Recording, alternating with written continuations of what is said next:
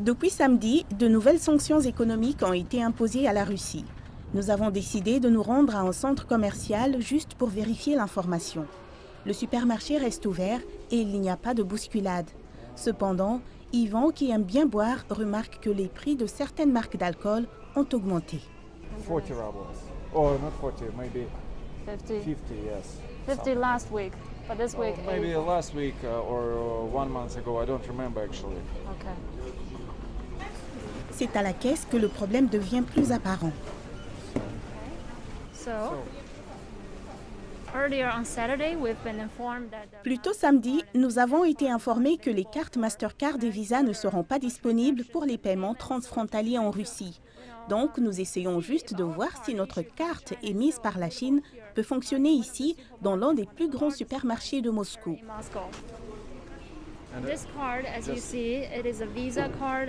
It's issued Cette in carte, China. comme vous la voyez, est une carte Visa qui a été émise en Chine. Nous allons voir si elle Where can I fonctionne. put it? Like, this is not Elle ne working. fonctionne Okay. pas. Et mon fixeur Yvan a une Mastercard qui a été émise en Russie. Oh, actually, it Elle a works. fonctionné. Il essaye d'utiliser une autre carte, une Visa. Celle-ci a aussi fonctionné. Comme la Banque centrale de Russie l'a déclaré dimanche, toutes les cartes assurées par la Russie sont encore utilisables en Russie.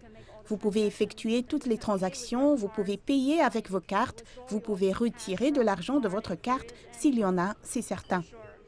Sur le chemin du retour, nous voyons que le distributeur automatique ne permettait de déposer que des dollars et des euros, mais qu'il n'était plus possible de retirer aucune des deux devises.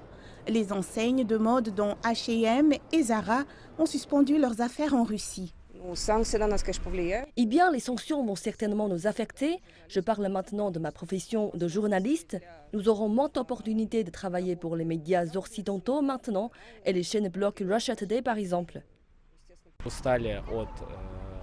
Nous sommes fatigués des relations avec les États-Unis, d'être soumis à ce pays. Nous ne voulons pas être comme les autres, comme l'Ukraine.